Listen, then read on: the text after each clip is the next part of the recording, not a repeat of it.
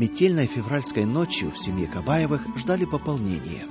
Обессиленная Екатерина Тимофеевна прислушивалась к жалобному вою ветра, тоскливому постукиванию незакрепленной ставни. И даже в этом постукивании ей чудились навязчивые слова: «Не кстати, не кстати». И настроение это не покидало ее даже в тот момент, когда принесли на погляд крикунью. «Ах, можно было бы обойтись и без тебя», — в сердцах шепнула она. Однако, всмотревшись в свое родное и кровное дитя, смягчилась. «Ну уж, коли родилась, так живи. Даст и на тебя Господь кусочек хлеба, даст и судьбу. Назовем Наташей». Шел 21 год. Бушевал шквал гражданской войны. Люди голодали. Страна не могла досыта поесть хлеба. Многочисленной семье Кабаевых пришлось потуже затянуть пояса и урезать себя во многом, чтобы поместить за столом нового едока. Вот и пришлось Наташе подрастать без особой ласки и внимания со стороны старших. Ведь у каждого был уже свой путь в жизни. На неуемные Наташины вопли мало обращали внимания. Так, походя, качнут зыбку, вернут на место вывалившуюся соску или прицепят перед глазами завалившуюся погремушку. И даже от таких мимолетных знаков внимания Наташа мгновенно смолкала, сучила ножками, растягивая беззубый рот в блаженной улыбке. Вот так между делом встала Наташа на ноги, и чем больше подрастала, чем больше находила развлечений в мире, тем меньше требовала к себе внимания. Уже пошли внуки, требовавшие забот свекрови, и седьмой ребенок в семье Кабаевых вовсе стал самостоятельным. Гаврил Федорович все больше и разъезжал, как по нуждам своего производства, так и по делам церкви. Екатерина Тимофеевна безропотно управлялась с хозяйством, старшие трудились в мастерской, и у Наташи появился настоящий клубок неотложных занятий. День начинался, как правило, с обхода дома вкупе с племянником Володей, который был постарше ее аж на целых 4 месяца. Если малышка-тетя упрямилась, это обстоятельство давало ему право вести ее на суд к матери, где он выступал с гневной обвинительной речью, чаще всего завершавшейся шлепками со стороны родительницы. Самым же увлекательным их делом оказалась скачка меда. Тут того и гляди, как бы ручонка не оказалась в медогонке. Правда, Гаврила Федорович предусмотрительно ограничил доступ к такой забаве, но все же нет-нет да приходилось их оттуда выволакивать. В мастерских, где отвратительно пахло машинным маслом, с ними не церемонились. Это не отец. А тут можно было и поупрямиться. Речка еще была увлекательное место, где плавали кувшинки, белые, золотисто-желтые, где текла своя жизнь, где можно было плескаться в теплой, пахнущей водорослями заводи. В столовой Наташа всегда садилась рядом с папой, справа, а слева из-под руки Гаврилы Федоровича выглядывал рыжий красавец кот. Лаковые кусочки доставались обоим папиным любимцам. На собрание Наташу брали охотно. Самое сильное впечатление на ребенка оказывало хлебопредломление. Мама, почему маленьким не дают есть тот хлебушек, который разносят в красивой тарелке? Почему нельзя пить из чаши? Буду ли я участвовать в хлебопредломлении? Так и сыпались вопросы от Наташи. Как вырастешь большая, так и будешь участвовать, терпеливо пояснила Екатерина Тимофеевна. Любила Наташа пение, спевки не пропускала. Часами наблюдала за старшим братом, разучивавшим со скрипкой в руках новые гимны, отбирала любимые. Над родиной нашей восходит заря. Не тоскуй, душа родная, не пугайся доли злой. Ее пристрастие разделял Гаврила Федорович, и частенько именно эти гимны звучали по воскресеньям. Во время молитвы Наташа тихонечко шептала: "Господи, я бедное дитя, я слаба. Где сил мне взять? Служить тебе желала бы. Не знаю, как начать". Собрания часто затягивались допоздна, и тогда любящему отцу приходилось нести на руках уснувшую дочку. Последующие любят более остальных. Не был исключением и Гаврила Федорович. Часто и подолгу занимался с нею. Да и сама Наташа, уютно устроившись на коленях у отца, заслушивалась рассказами о Моисее в корзиночке, о разноцветных одеждах Иосифа, о Давиде и Самсоне и других божьих людях. Так прошли 7 беззаботных лет. В 28 году Кабаевы переехали в город. Наташа пошла в школу. Конец 20-х годов. События ворвались подобно снежному бурану на нежатую пажить. Не успели сопреть солдатские гимнастерки на огородных пугалах, не успели люди забыть голод и лишение гражданской войны, как вновь раздались детские вопли, заголосили жены и матери, расставаясь с мужьями и детьми. С трудом нажитое добро развеивалось по ветру. Вековечные устои рушились, семьи снимались с насиженных гнезд и бесцельно искали приюта в далеких краях. Зачем?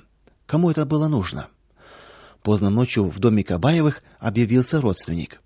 Гавриил Федорович, если ты сию минуту не покинешь дом, завтра придется расстаться с семьей и, может быть, навсегда. Жена сдержала готовое вырваться рыдание. Дети безмятежно спали. Гавриил Федорович обратился за советом к Господу, взял Библию, открыл на первой попавшейся странице. Благоразумный видит беду и укрывается, а неопытные идут вперед и наказываются. Притча 22:3. Утро застало всю семью Кабаевых в слезах. Глава семьи уже уехал в поезде на восток в поисках убежища. Екатерина Тимофеевна осталась с детьми в городе. Старшие сыновья поневоле принялись рушить деревенское хозяйство. Вся семья распалась и долго после того не могла собраться воедино. Скитались по Уралу, пробовали пожить на Дальнем Востоке, однако же попали на юг Азии, где и осели на долгие годы. Бедствовала и Наташа. 2 класса прошла на родине, 3 на Дальнем Востоке, 4 где-то под Ташкентом, а уж в 33 году перебрались в сам Ташкент. Для беженцев это было спасение. Обилие фруктов и овощей, теплый климат, доступное жилье и работа сделали этот город приютом для самых обездоленных. К 1935 году тут скопились сотни семей русских и украинцев, евреев и белорусов, немцев и татар. Здесь же и нашли приют христиане, страдавшие за евангельскую веру. Все общины были разогнаны, верующие общались тесными семейными кружками. Служители и проповедники, со страхом взглядываясь в завтрашний день, оставили церкви и все силы употребляли на устроение собственных домов. Из уст в уста передавались легенды о героях веры, отдавших свои жизни за Евангелие. Но и это делалось с опаской и шепотом, считали себя счастливыми, коль уцелели. Духовная тьма опустилась на страну, а между тем подрастало новое поколение, и оно требовало выхода на духовные просторы. Наташе исполнилось 14 лет, сестре Любе 21. Ее волновало будущее. Она подолгу задумывалась над смыслом жизни, искала ответы в книгах Тургенева, старалась подражать его героиням. Однажды Люба явилась в дом с подкрашенными глазами и бровями. Это вызвало переполох в богобоязненной семье Кабаевых, но сказать ей об этом сразу не отважились. Только вечером после работы отец позвал любимицу к себе. На столе перед ним стояла дубовая шкатулка. В ней лежали золотые часы и ложка с потускневшей, вытертой позолотой. Гавриил Федорович начал издалека. Люба, как ты думаешь, почему эту шкатулку не покрасили, сохранив ее натуральный вид? Папа, зачем же ее красить, когда дуб и так приятен на вид? Правильно, дочка. Тогда почему вот эту ложку покрыли позолотой, а часы не стали золотить, а сделали из настоящего золота? Люба залилась краской. Она уже догадалась, куда клонит отец. Едва слышно прошептала: ложка медная, и чтоб придать ей вид и цену, покрыли золотом. А часы механизм, если еще и золотой. Дороже золота нет металла на свете. Отец ласково положил руку на голову дочери. Какими же красками надо покрывать твою девическую свежесть, которой наделил тебя Господь? Слеза раскаяния выступила на глазах у Любы. Вместе с отцом опустилась на колени, и оба усердно помолились. Казалось бы, с дурным увлечением покончено раз и навсегда. Однако молодость есть молодость. Вдруг прошел слух, что Люба встречается с Андреем, парнишкой из семьи верующих, таких же беженцев, как и они. Кабаевы было одобрили выбор, стали уже готовиться к браку и не скрывали этого. Все считали их достойными друг друга. Больше всех радовалась за сестру Наташа. Однако же не суждено было состояться их счастью. Родители жениха посчитали, что прежде женитьбы необходимо получить образование, а уж там. Мать его без обиняков с некоторым превосходством заметила: вот станет инженером, сорвет себе любое яблочко, а невеста уже состарится. Ответ был оскорбителен для Любы, тяжкой обидой лег и на сердца Кабаевых. Да, видно, Господь уготовил для нее иные планы. Тяжко переживала Люба измену Андрея, однако же вскоре сердце ее утешилось. Ей встретился Федор, член ташкентской общины, который сумел развеять девичью печаль и склонить ее сердце к браку. Собственно, эти свадебные хлопоты и сослужили добрую службу Кабаевым. Они переехали в город. Собрания в те времена проходили в квартирах. На одной из них пошла Наташа.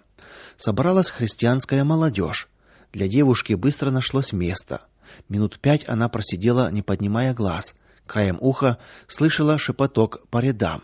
Новенькая из семьи Кабаевых, сестра Любы. Наташа впервые видела собрание, состоящее из одной молодежи. Ее заинтересовало их общение. Открыл собрание Миша Тихий.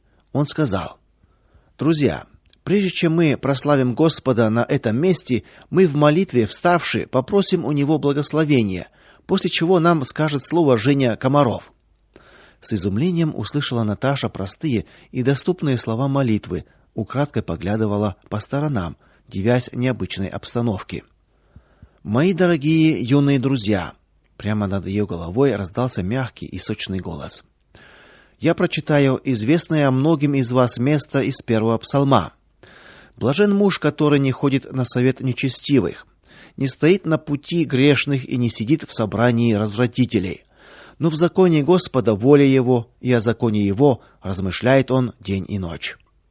Лицо говорящего было преисполнено такого одухотворения, что Наташа невольно сопоставила его с тем мужем, о котором он проповедовал. Глядя на такое лицо, на его глаза и руки, невольно думалось о самом чистом и святом, а сердечность его слов трогала, как заметила Наташа, всех собравшихся. Слезы умиления выступили на глазах у проповедника, всхлипнули и слушатели. Наташа была в восторге. Впервые она подумала о том, что именно среди такой молодежи, возможно, найдет самое себя. Ее уже не смущало то, что многие тут были старше. Самому проповеднику уже небось года 22-23. Многие знали слова молитвы лучше, чем она. Все ушло, все растворилось в необыкновенной радости. Счастье высшее мы рано в жизни нашли. Мы нашли Иисуса Христа. И за ним лишь идти мы стремимся средь тьмы, наше знамя победа Христа. Дружное пение напомнило ей регенские уроки брата. Собрание меж тем продолжалось. Послушаем, дорогие друзья, чудесную повесть в стихах, которую расскажет нам сестра Нина Седых, объявил другой юноша. С дальней скамьи, почти из угла, поднялась скромная девушка в легком светлом платьице с косой, уложенной вокруг головы. Искусно управляя голосом и интонацией, она выразительно стала читать. Спит гордый Рим, одетый мглою в тени разросшихся садов. С волнением вслушивалась Наташа в строчки стихов. В Нине она увидела ту мученицу-христианку, которая не только звала за собою, но и умирала ради Христа. И опять роились мысли в голове. А как бы мне самой научиться вот так читать стихи? Юноши и девушки поднимались один за другим, читали стихи, пели, сопровождая духовные гимны игрой на гитаре. До поздней ночи длилось их общение. Наташа открыла для себя совершенно новый, неведомый ей доселе мир. И здесь следует вернуться несколько назад, чтобы объяснить, какое значение имел для баптистской молодежи недавно переехавший из Сибири Женя Комаров. Родом Комаровы из Кургана. Известные в городе люди, они успешно занимались коммерцией, имели связи во многих городах Сибири и Южной Азии. 30-е годы не щадили никого, уж тем более людей торговых, говоря по-старому, купцов, и Комаровы вынуждены были перебраться в Ташкент. Комаровы из православных, особо набожные, почитающие традиции семьи и церкви и вместе с тем не чуждающиеся мирских соблазнов. Не устоял перед ними и отец Жени. вдруг сошелся с другой женщиной, оставил 3 детей и обрек рыдающую супругу на позорное вдовство. Женя старший, единственный, пожалуй, из всех Комаровых, которому чужд был дух наживы, коммерцией не увлекался, больше тянулся к книгам. Да еще характер от матери унаследовал, не комаровский, кроткий, терпеливый. Ну и внешность в сочетании с богобоязненностью выглядел довольно обаятельным юношей. Церковь он посещал неукоснительно, испытывая в душе особый трепет и наслаждение от богослужений. Однако, подрастая, со страхом стал обнаруживать в самом себе сомнения. Испытывая себя, задавал вопросы: так ли уж необходимо человеческой душе эта ритуальная пышность, поклонение иконам, заученные молитвы? И если бы в ту пору умный и знающий человек спросил юношу, чего же он хочет найти в церкви, Женя, пожалуй, без сомнения мог бы ответить: живого общения с Богом. Юноша жаждал личного общения с Господом и хотел ощутить его непосредственное участие в своей жизни.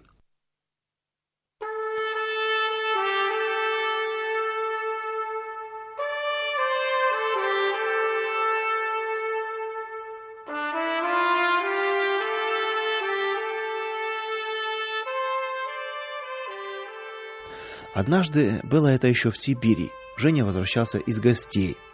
Время было позднее, зимнее, назревала метель. Впору было бы прислушаться к мудрому совету хозяев и переждать. Да ведь молодость самонадеянна. Так и Женя понадеялся на знание мудрости и на свои силы. Сумерки застали его уже на полпути, в лесу. Едва выбрался из-под нависших над ним кедровых сумрачных лап, как шибанула в лицо полевая метель. Жесткая снежная круговерть выхлестывала слезы из глаз. Впору бы и вернуться под спасительный, хоть и мрачный лесной покров. Да юноша не одумался, пошел напролом. Сначала показалось ему это не больше, чем дорожное приключение. И впрямь. Дорога ощутима под ногой, идти недалеко, от ветра можно заслониться. Вперед! И только так подумал, как порыв ветра свалил его с ног. Поднялся, стал спиной к ветру, попробовал ногой. Боже, дороги как не было. В отчаянии сделал шаг другой в сторону, вернулся назад, запутался окончательно. Дорога была потеряна. Осмотрелся, не видно низги. Только ветер воет, да клубится снежная заверть. Женя задрожал от страха. Куда идти? Вспомнил о направлении ветра, стал к нему спиной, твердо решив держаться курса. Но что это даст в снежном поле, когда ветер 100 раз успеет поменять направление, не оставляя никакой надежды на благополучный исход? А что такое идти без надежды и направления? Новый порыв ветра не только сбил Женю с ног, но и потащил в сторону, когда он пытался подняться. И тут юношу обуял уже больший страх. Страх за свою молодую жизнь, которая попала под угрозу снежной бури. Страх за свое непослушание. Страх за отказ от помощи, которую предлагали ему в гостеприимном доме. Отчаяние охватило его. Из его сердца вырвалась мольба, заглушаемая бешеным свистом ветра. Боже мой, Боже, я погибаю, спаси меня и помилуй грешного. Никакая метель, непогода, буря или житейские страсти не в силах заглушить голос человека, взывающего к Богу, просящего о милости и помощи. Женя вдруг явственно почувствовал присутствие Бога, Бога живого, услышавшего его крик. Причем Жене показалось, что это не он сам кричал, а кто-то другой подавал голос из самых недр его души, умоляя о спасении. Женя открыл глаза. Прямо перед собой увидел в снежной заварухе яркую точку, мерцающую призывно, будто зовущую: "Иди ко мне". Женя шагнул и, о чудо, нога ощутила твердый дорожный наст. Также неожиданно перед ним вырос темный силуэт избы. Поднялся на крыльцо, толкнул дверь, не заперта. Прошел сени, скрипнула дверь избы. На столе стояла простая керосиновая лампа.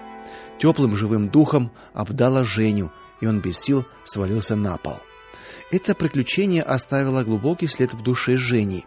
Вскоре после этих событий семья переехала в Ташкент, и юноша стал размышлять, что же такое произошло тогда в его душе. С особой ясностью звучали в его душе слова мольбы, которые, как ему теперь казалось, он и не произносил вовсе. Боже мой, Боже, погибаю. Спаси меня и помилуй грешного. Было обновление в душе, была радость. Женя мог даже с уверенностью сказать, что произошло перерождение, но объяснить всего этого он, пожалуй, бы не сумел. Как непостижимы судьбы его и неисповедимы пути его. С каждым человеком у Бога есть свои встречи, и каждому сердцу он находит свои пути. Поэтому нет никакого сомнения и в том, что Женю Господь призвал в поле, в бушующие метели. Велик Господь и многообразна милость Его, велик Он в своих творениях, велик и в явлениях природы, велик Он и многообразен в спасении грешников. Покаяние человеческой души – это тайна между Богом и человеком. Судить же о ней мы можем лишь по плодам помилованной души. По плодам помилованной души. Так или примерно так рассуждал Женя, вновь и вновь возвращаясь к своему чудесному спасению во время снежной заверти.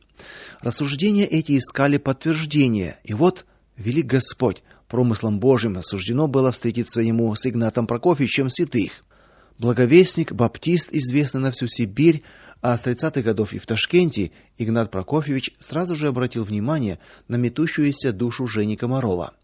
Он пригласил его в собрание. В те времена община находилась на улице Кафанова, и здесь наблюдал за духовным ростом юноши. Особое расположение проявлял Женя к проповеднику, брату из евреев, Цигель Зауму, который ревностно служил Иисусу и в доме молитвы, и на базаре, а также среди своих соотечественников. Да только ли этот брат оставил след в сердце юного Комарова? Забыть ли ему Александра Ивановича Баратова, Возненко, Бабченко? Все они вскоре были арестованы. О том, что молитвенный дом на улице Кафанова закрывается решением властей, Женя узнал на одном из собраний. Печально она протекала. Все сидели, как в воду опущенные, скорбно пели: «Ободрись, не бойся, хоть и темен мой путь, с неба свет горит, я с тобой навеки. Сам Господь говорит: нет, никогда Он не оставит меня. Верю Его обещанию, Он не оставит меня». Наступила ли пора испытаний? Так думал Женя, в раздумье остановившись у выхода. Мимо него с грустными лицами проходили братья и сестры. Тут привлек внимание человек преклонного возраста с проседью в негустой бороденке. Взгляд его, в отличие от покидавших собрание, не выражал, однако же, скорби, и это неприятно поразило Женю. Объяснение этому поведению пришло чуть позже. Как-то юноша остановился у киоска, где всегда покупал газету, и, к удивлению своему, вместо знакомого торговца увидел бойкого бородача. Зачем он здесь? Почему?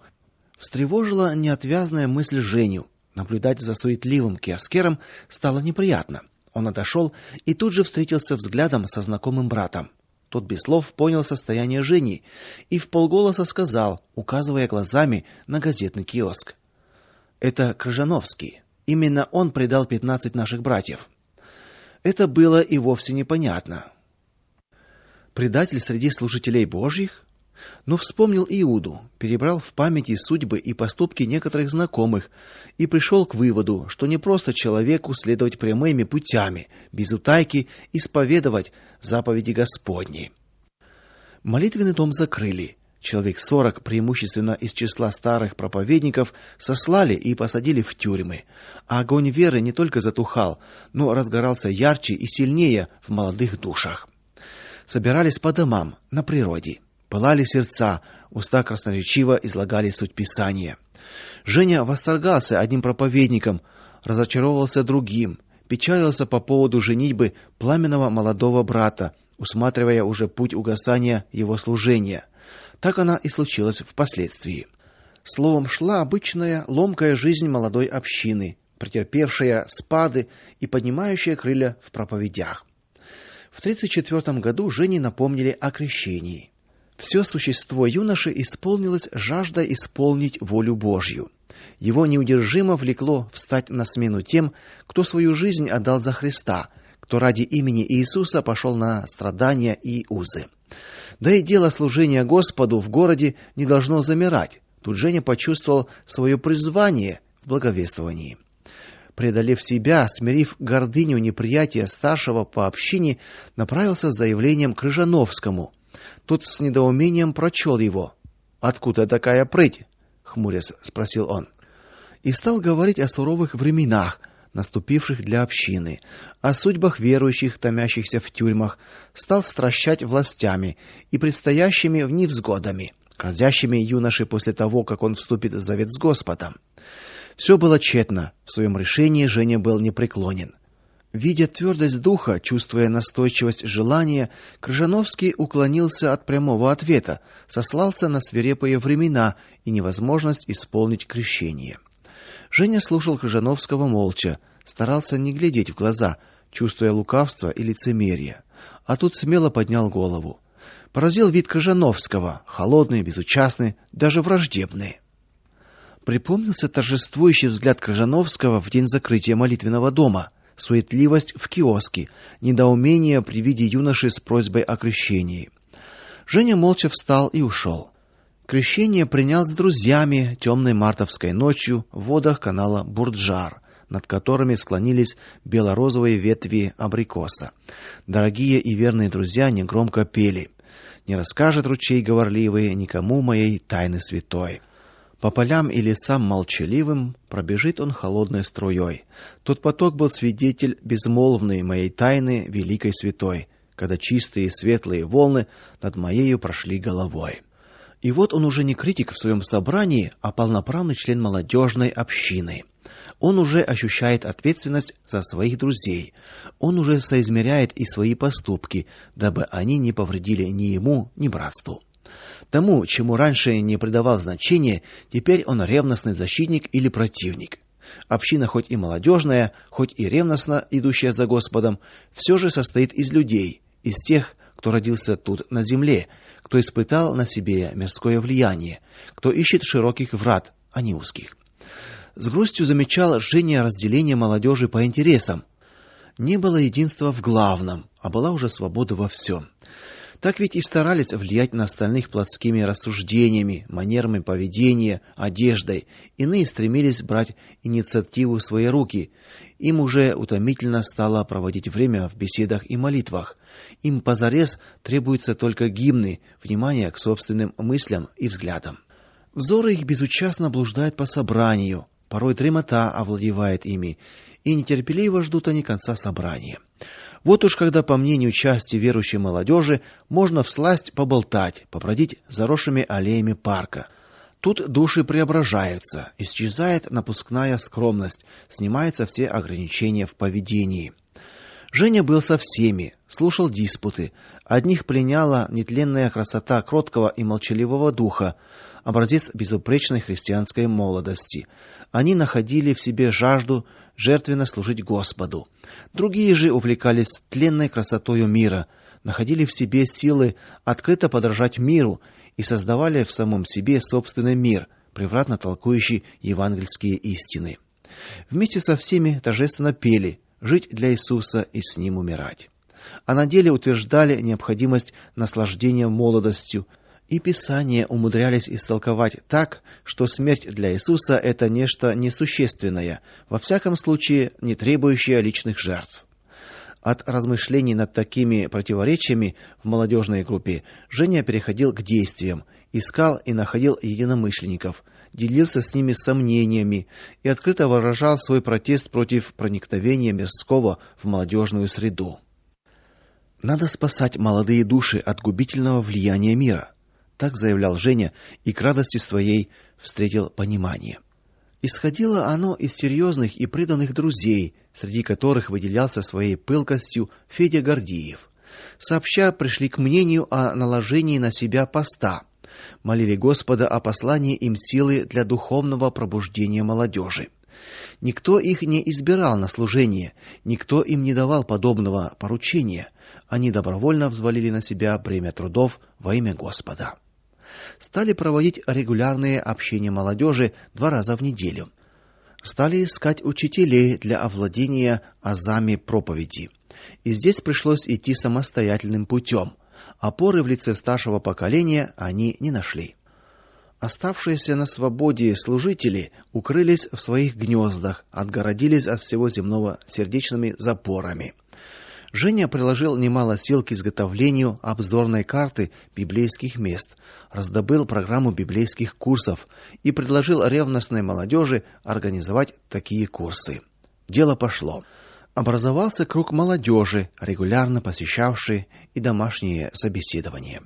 Разделение стало явным, хотя внешне общались мирно, по всему чувствовалось, что надо объясниться и предложить молодежи духовную пищу. Намечено было общее собрание, на котором испробуют свои силы юные проповедники. Смущению их не было предела. Однако стоило им открыть уста для свидетельства евангельской истины, как Господь наставлял их, и малые способности их наполнял силой свыше. Все комнаты были переполнены, а тишина стояла такая, что слышно было, как нежно касается оконного стекла ветка яблони. Заключительное слово произнес Женя Комаров. Он вышел к столу, благоговейно раскрыл Библию. Прочитаю вам строки из 24 главы книги Иисуса Навина, стихи 14 и 15. «Итак, бойтесь Господа и служите Ему в чистоте и искренности. Отвергните богов, которым служили отцы ваши за рекою и в Египте, а служите Господу. Если же не угодно вам служить Господу, то изберите себе ныне, кому служить, богам ли, которым служили отцы ваши, бывшие за рекою, или богам амореев, в земле которых живете. А я и дом мой будем служить Господу». Иисус Навин, собрав народ свой, поставил им условия: кому будете служить? Несколько странно на первый взгляд, что ставит он этот вопрос не перед язычниками, а спрашивает у народа его, детей Божьих, как и сам Навин, детей, которые произошли от Израиля, от семени Авраамова, отцы которых, принимая закон Божий при Синае, клялись единогласно: все, что сказал Господь, исполним. К этому времени из отцов их не осталось никого в живых, кроме разве что Халева и самого Иисуса Навина. Куда же они девались? Все они пали в пустыне, ибо за их непослушание Господь определил: никто из людей сих и сего злого рода не увидит доброй земли, которую я клялся дать отцам вашим. Почему этот вопрос поставил Иисус Навин перед народом, отцы которых погибли? Потому что они дети отцов своих и отцов неверных, которые, увы, не оставили детям своим в себе образца, достойного подражания. Друзья мои, дорогая молодежь, слава Господу, что сегодня мы не можем сказать об отцах наших и дедах наших, что они служили иным богам. Деды наши в лице дорогих старцев, таких как Воронин, Капустинский, Павлов, Рябошапка и другие, отдали жизнь свою на служение живому Богу. Истерзанные тела их покоятся ныне либо под серыми могильными плитами в далеком Закавказье, либо в холодных могилах земли сибирской. Равно как и отцы некоторых, сидящих здесь, наши отцы, духовные и телесные, отдали и отдают жизни свои за истинного живого Бога и посланного им Спасителя нашего Иисуса Христа, за Его учение. Те, чьи имена сегодня в слезных молитвах возносятся непрестанно из уст матерей, жен, сирот, детей, наших дорогих братьев Тимошенко, Одинцова, Павлова, Иванова-Клышникова, от тех, кто сегодня томится в тех же сырых тюрьмах, где томились деды их, отцы их изнывают от голода и непосильного труда за колючей проволокой концлагерей. Мы их дети. Мы слышали многократно слово истины Божьей из уст наших отцов, и не только слышали, но имеем в страданиях наших отцов образец их жертвенной жизни, достойный подражания. Да, друзья мои, сегодня мы должны избрать путь или отцов наших, или свой путь. Кому служить и кому поклоняться? Истинному Богу, тому, кому поклоняются отцы наши и за Его святое имя отдают жизнь свою, или идолам, которым поклоняется ныне окружающий нас мир? Сегодня вы в недоумении скажете: брат Женя, да ведь мы уже избрали, мы же христианская молодежь, дети наших отцов-христиан, нам нечего избирать, мы с детства воспитаны в христианском духе, на евангельском учении. О, слава Богу, если бы это было так. Но я прошу вас, давайте заглянем каждый внутрь самого себя. Вникните в ваши мысли, в ваши намерения, проверьте желания ваших сердец. А кроме того, посмотрите на ваши одежды, на ваши прически, на вашу манеру поведения, на всю вашу внешность. Чей же образ вы сегодня носите? Образ небесный или образ перстный? Знаете ли вы, что ваша внешность совершенно безошибочно отражает ваше внутреннее содержание?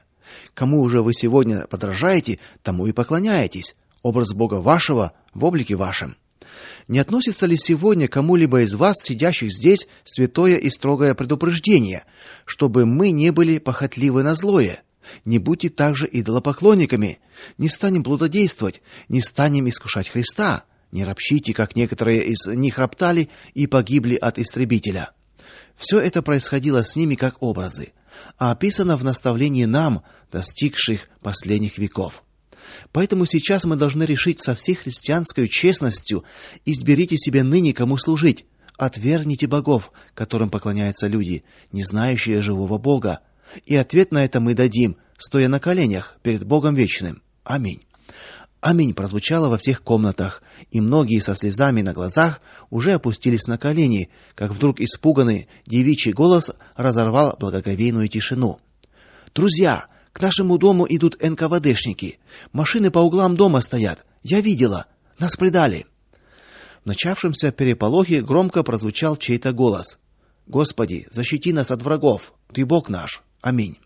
Густо повалили из дверей. На крики «Стой! Не расходись!» не обращали внимания. Девушки сразу кинулись к калитке, стеснились там, мешая незваным гостям проникнуть во двор, а братья моментально растворились в непроглядной тьме. За ними кинулись проулком. Пришлось разбежаться. Накинулись с криками на сестер, но те отпирались. Сидели гости, чай пили. Угрожали, однако ничего не добились.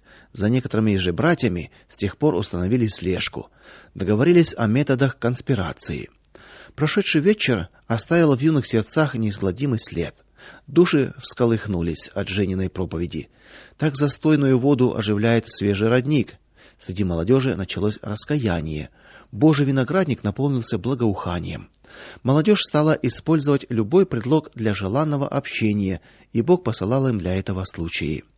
Один из таких поводов для встречи представился с приездом к ним молодого брата Александра Тихонова, регента. На первом же собрании он научил молодежь стройно и мелодично исполнить несколько гимнов.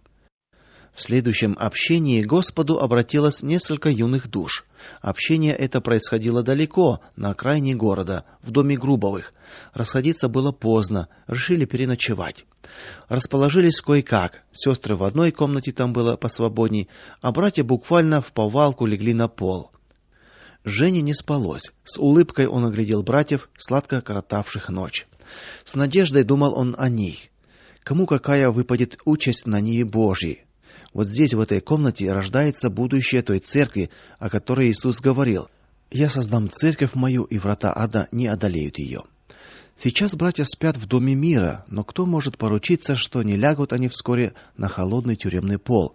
Сестры не сменят платьица на грубые ватники и не разделят со всеми участь мучеников и страдальцев за веру евангельскую. Преследования христиан не только не прекращались, но приобретали все более изощренные формы. Молодежи приходилось прятаться, соблюдать конспирацию при устройстве собраний, выставлять посты для наблюдения и даже применять маскировки. И все-таки общения продолжались регулярно. Молодежь полагалась во всем на Господа, и Он верно хранил ее, спасая от злых людей мира сего. Тем не менее, настороженность оставалась. Когда однажды сестра привела на собрание незнакомого юношу, все с тревогой поглядели на него. Долго не решались открыть собрание. Наконец Женя встал, помолились. Незнакомец вел себя просто и скромно. В руках он держал Библию, весь вечер просидел неподвижно, опустив очи долу. Среднего роста, плотного телосложения, с короткой стрижкой, с большими выразительными глазами, излучающими кроткое доверие. Вел себя спокойно, при знакомстве назвался Мишею. Как было принято в молодежной группе, ему предложили участвовать в Слове Господнем. Согласился без оговорок. Проповедь отличалась свежестью взгляда, конкретной мысли. С самого начала она приковала к себе благодатное внимание. Интерес к незнакомцу не оставил многих и после собрания. Женя проявлял к Мише больше, чем другие, любопытство. Не тот ли это, о ком он просит в своих молитвах? Гость поспешил объясниться сам. Друзья мои, называю вас так потому, что вижу вашу доверчивость и расположение ко мне. Не смею вас держать в неведении, расскажу о себе. Я Михаил Шпак. Господа признал в раннем детстве, член церкви Иисуса Христа. За проповедь Евангелия и за отказ от оружия, помятуя заповедь «не убей», был осужден и сослан. И ныне нахожусь в заключении, а сюда попал этапом. Просил Господа в молитвах, чтобы он послал мне друзей, и Бог дал мне более, чем я полагал. Меня расконвоировали и разрешили вольное хождение по городу. Я разыскал сестру, причинил ей много беспокойства, ибо она страшилась вести меня к вам на собрание. Простите меня, сестра, я рад, что теперь имею возможность молиться вместе с вами. Женя терпеливо ждал своего часа. Когда наконец первое любопытство молодых друзей Миши было удовлетворено, он протянул ему руку. Забегая вперед, надо сказать, что значительно позже оба поняли: это Господь их свел друг с другом. Молодые люди долго беседовали и поняли, что они нужны друг другу. Миша признался, что такой молодежной группы он нигде не встречал, даже и не слышал ни о чем подобном. К сожалению, о регулярном посещении собраний не могло быть и речи. Не надо забывать, что Миша был в неволе. Но тут сами молодые люди навестили его в лагере, и это еще больше связало его с группой. Миша имел опыт служения по церквам. Ему немало пришлось перенести обид даже от своих братьев на Кавказе и в Крыму. Но вышел он из этих разногласий не озлобленным, а скорее недоумевающим. Как могло получиться так, что среди общины нет единства? Одно стесняло молодых братьев: они не были рукоположены. Вместе с тем число обращенных росло, требовалось крещение, необходимо было совершать вечерю Господню, а некому. Старшие братья, уцелевшие от ареста, не решались показываться на улице, не говоря уже о посещении собраний. Мысленно молодые братья обратились к тем узникам, срок которых вот-вот должен был закончиться. Они горячо молили Господа о своевременном их освобождении. Однажды между ними произошел такой разговор. Женя спросил: "Брат Миша, скажи, отчего так получается? Одни не считаются со своей жизнью ради дела Божьего, жертвуют всем, идут в тюрьмы на мучения, и дело Божье считают превыше всего. Другие же при малейшей опасности бросают все, лишь бы не подвергнуться гонениям, хотя дома также усердно молятся, также поют духовные песни, участвуют в вечере Господней и даже проповедуют другим Евангелие. Отчего так?" "Скажу больше того", отозвался Миша. "Они даже осуждают тех, кто идет страдать за дело Божье". "Странно. Неужели они не боятся Бога? Ведь он взыщет за все это. На что не рассчитывает?" "Ах, Женя, Женя", укоризненно посмотрел в глаза своему брату более умудренный жизненным опытом Михаил. "А ты не знаешь, на что? Они ведь знают, что гонения не будут вечными. Пошлет Господь и время отрады, даст и свободу. Вот тогда и посмотришь, как они поведут себя. Увидишь, как вылезут из своих укромных местечек, как ни в чем не бывало, приползут на собрание. И сядут не с рядовыми членами. Нет, они воссядут на передних местах, станут председательствовать за кафедрой. А стоит тебе упрекнуть их за двоедушие, тут же найдут и слова оправдания. Они унизят тебя чтением слова. Благоразумный видит беду и укрывается, а неопытные идут вперед и наказываются". Долго молчали друзья.